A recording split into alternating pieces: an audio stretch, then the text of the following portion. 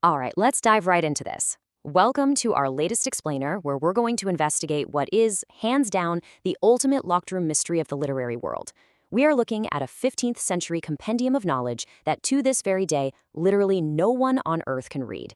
It's a text packed with bizarre botanical drawings, totally alien astronomical diagrams, mysterious human figures, and an unknown script that has completely baffled historians, linguists, and even modern computer scientists.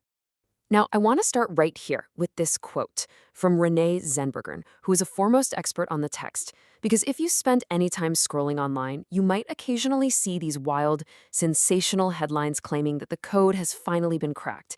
But the absolute crucial point you need to know is it hasn't. As Zellweger notes, if you hear it's been solved, rest assured it has not. This historical cold case remains entirely uncracked today, completely resisting every single modern technique we throw at it. So ironically, while the Voynich manuscript famously lacks the table of contents, we actually have one. Today we're going to cover 1. An enduring historical mystery. 2. Inside the bizarre pages. 3. The cryptographer's greatest defeat. 4. Cipher, language, or hoax. And 5. An unsolved masterpiece. All right, Section 1, an enduring historical mystery. Before we even get into the mind-bending text itself, we have to just look at the physical artifact. From the outside, it's actually pretty unassuming. It's roughly the size of a modern paperback novel, just about 6.2 by 8.8 inches. But inside, it contains over 230 pages of vellum, which, if you didn't know, is specially prepared animal skin. And what makes it structurally incredible for a 15th century text is that some of these pages fold out to reveal these massive multi-page composite images. That's a super rare feature for a document from this era, and it really hints at just how much intense effort and planning went into making it. And, people definitely recognized its value early on. 600 gold ducats. That is the absolutely staggering fortune the melancholic Holy Roman Emperor Rudolph II paid for this exact book in the late 16th century. He firmly believed it held profound hidden knowledge, likely buying it off a physician and rare book dealer named Carl Wiedemann. The book's chain of custody is honestly just as wild as its contents.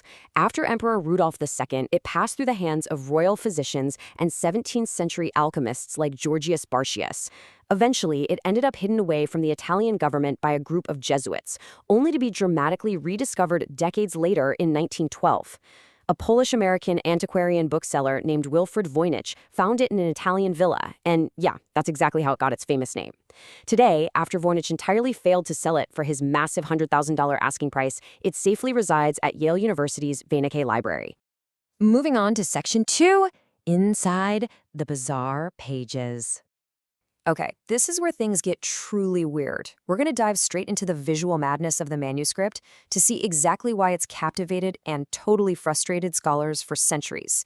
At first glance, you'd think this was a standard medieval herbal treatise. But look a bit closer at these illustrations. These plants have impossible features. I mean, you have balloon-shaped human heads growing right out of stalks, roots that look vaguely like animals, and even a tiny green dragon just casually sitting beside a plant, seemingly inhaling its leaves.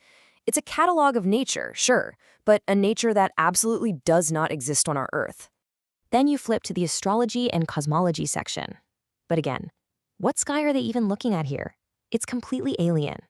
The charts are packed with elaborate spirals, concentric circles, stars, moons, and signs of the zodiac that just don't quite match our known sky. We see these intricate sun faces and star arrays mapped out with a precision that heavily suggests a deep, structured meaning, if only we could actually read the labels.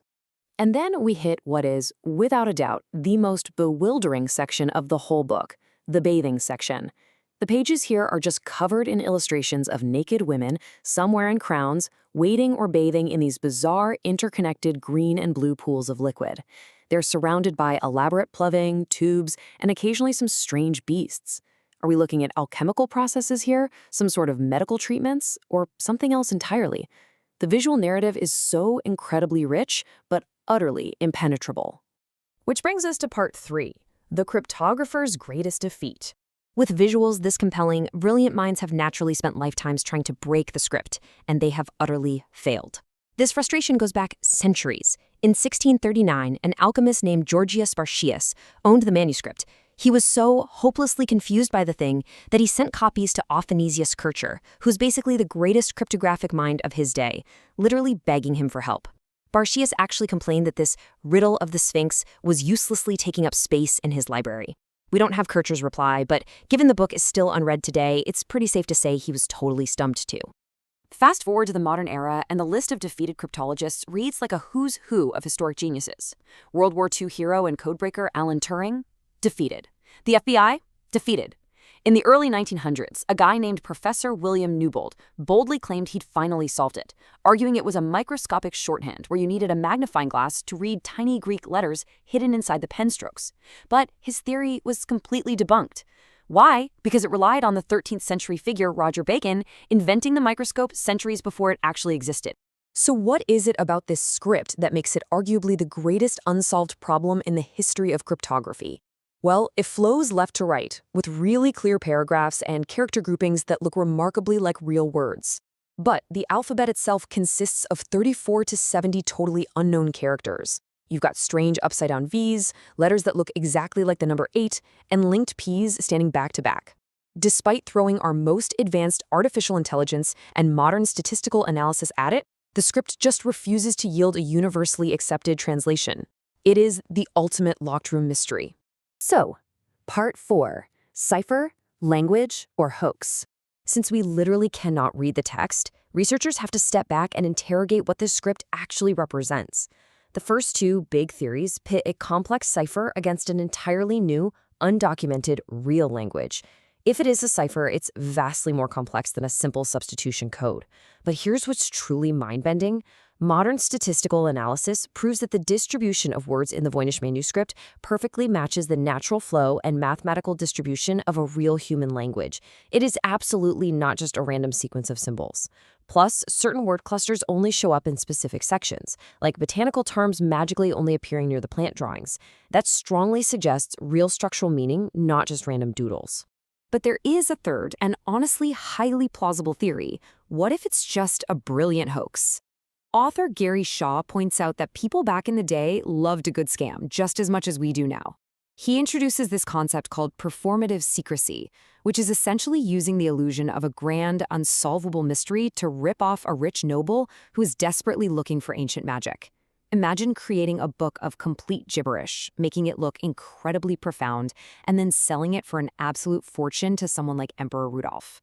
It would be the ultimate 15th century grift, right? And finally, Part 5, an unsolved masterpiece. As we bring this explainer to a close, we have to look at why even that hoax theory isn't completely airtight. Because if this is just a medieval prank, there are still some massive lingering mysteries. First off, handwriting analysis actually proves that 5 different scribes worked collaboratively on this manuscript. So why on earth would a group of 5 people conspire to waste an absolute fortune on highly expensive vellum parchment, especially when cheap paper was readily available by then, just to make a fake? The sheer cost and coordinated effort really seem to point to a genuine, if completely lost, tradition of knowledge. Some fans have even theorized it's an alien guidebook left behind by an extraterrestrial visitor. And that leaves us with one final profound question. Will the secrets of the Voynich manuscript ever actually be revealed? We've thrown our best minds, our greatest codebreakers, and our most advanced AI at these 230 pages, and the book has stubbornly kept its silence. Perhaps one day out of nowhere, a breakthrough will occur. Or perhaps this beautiful, bizarre riddle is simply meant to stay buried forever, serving as a wild testament to human imagination and the enduring power of a true mystery. Thank you for joining me on this explainer, and definitely keep your curiosity alive.